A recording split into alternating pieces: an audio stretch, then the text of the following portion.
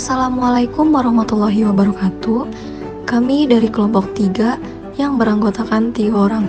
Yang pertama, Widya Ningtyas Prameswari. Yang kedua, Akbar Maulana. Yang ketiga, Sevilla Nvidia Rifa Adinda. Di sini kami akan menganalisis beberapa saham dengan metode Magic Formula Greenbelt dan metode Benjamin Graham. Untuk PT Mayora Indah Tbk didirikan pada tanggal 17 Februari 1977. Ruang lingkup bidang perusahaan ini mencakup barang konsumen primer atau industri barang konsumsi, subsektor makanan dan minuman, dan makanan olahan. Untuk kegiatan usaha lainnya, seperti perusahaan memasarkan produk biskuit, memasarkan produk wafer, memasarkan produk coklat, dan memasarkan produk kopi. PT Mayora Indah Tbk adalah perusahaan yang bergerak dalam bidang pengolahan makanan dan minuman. Perusahaan dan entitas anak memproduksi secara umum mengklasifikasikan produk yang dihasilkan ke dalam 2 kategori, yaitu makanan dan minuman olahan, yang meliputi 6 divisi terdiri dari biskuit, kembang gula, wafer, coklat, kopi, dan makanan kesehatan. Perusahaan ini mulai melakukan penawaran umum perdana saham atau IPO pada tanggal 4 Juli 1990 dengan kode saham D222. Adapun keuangan yang dimiliki perusahaan ini selama 5 tahun terakhir mengalami kenaikan dan penurunan setiap tahunnya. Untuk aset yang dimiliki selama 5 tahun terakhir mengalami kenaikan signifikan yang semula di tahun 2018 17,6 triliun dan di tahun 2022 22,3 triliun. Untuk hutang yang dimiliki selama 5 tahun terakhir mengalami kenaikan signifikan yang semula di tahun 2018 9,0 triliun dan di tahun 2022 9,4 triliun. Untuk modal yang dimiliki selama 5 tahun terakhir mengalami kenaikan signifikan yang semula di tahun 2018 8,5 triliun dan di tahun 2022 12,8 triliun. Untuk laba bersih yang dimiliki selama 5 tahun terakhir mengalami kenaikan signifikan yang semula di tahun 2018 1,8 triliun, di tahun 2022 2,0 triliun. PT Nippon Indosari Corpindo Tbk didirikan pada tanggal 8 Maret 1995. Ruang lingkup bidang perusahaan ini mencakup barang konsumen primer, subsektor makanan dan minuman, serta industri makanan olahan. Untuk kegiatan usaha lainnya seperti pembuatan roti dan kue kemasan. Nippon Indosari Corpindo Tbk adalah perusahaan yang bergerak di bidang pembuatan roti dan kue kemasan. Perusahaan mengklasifikasikan produk ke dalam 3 kategori: roti putih, roti manis, kue, dan tepung roti. Roti putih dan roti manis serta tepung roti dipasarkan dengan nama merek Sari Roti, sementara produk kue dipasarkan dengan nama Sari Sake. Produk didistribusikan melalui pasar modern seperti toko serba ada dan pasar tradisional. Perusahaan ini mulai melakukan penawaran umum perdana saham IPO pada tanggal 8 Maret 1995 dengan kode saham D22. Adapun keuangan yang dimiliki perusahaan ini selama 5 tahun terakhir mengalami kenaikan dan penurunan setiap tahunnya.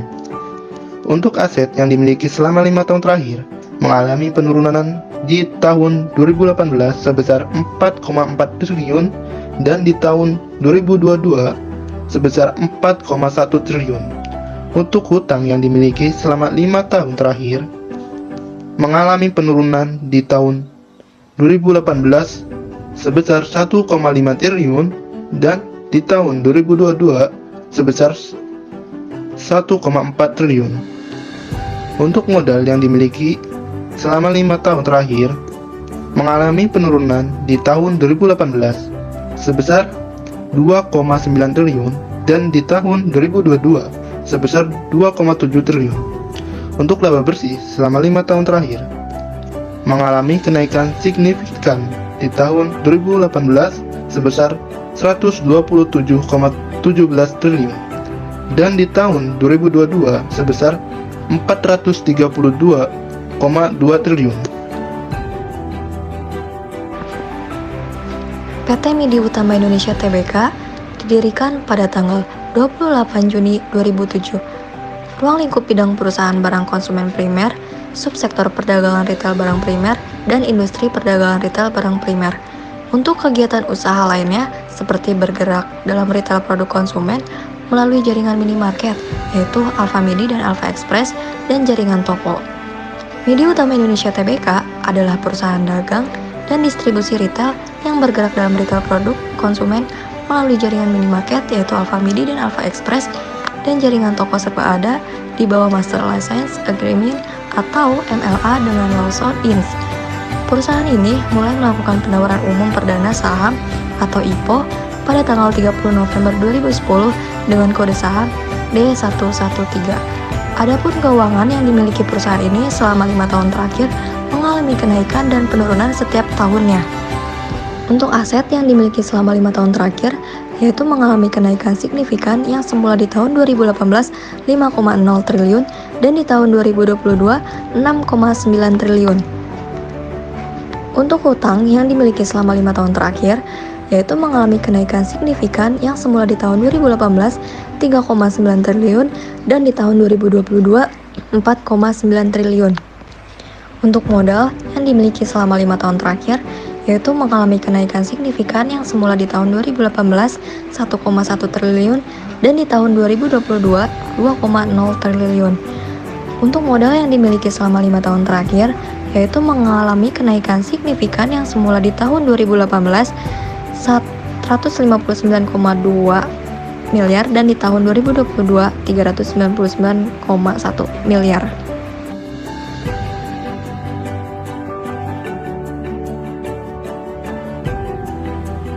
Ada beberapa data laporan keuangan seperti current asset, fixed asset, aset, equity, ST liabilities, LT liabilities, EBIT, kas dan setara kas, price, share outstanding.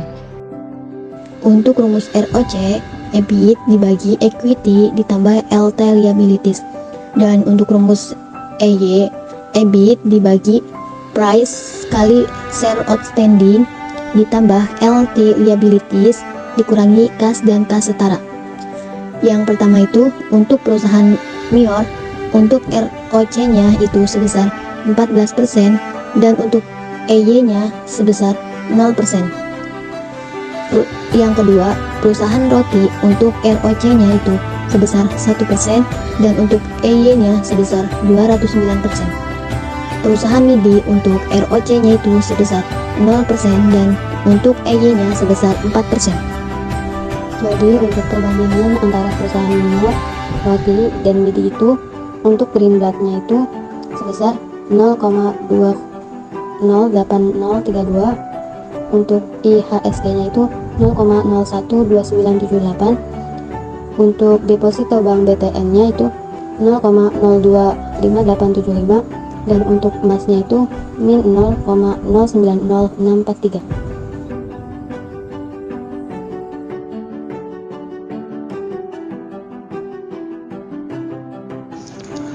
Harga wajar setiap perusahaan. Yang pertama, perusahaan Mior sebesar 228,76352442. Yang kedua, perusahaan Roti sebesar 297,5702858.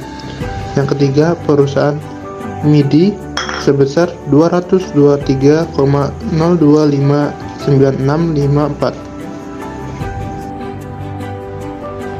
Margin of safety. Perusahaan Mayor memiliki margin of safety sebesar minus 976,36%. Perusahaan Roti memiliki margin of safety sebesar minus 288,14%. Perusahaan Midi memiliki margin of safety sebesar minus 107,15%.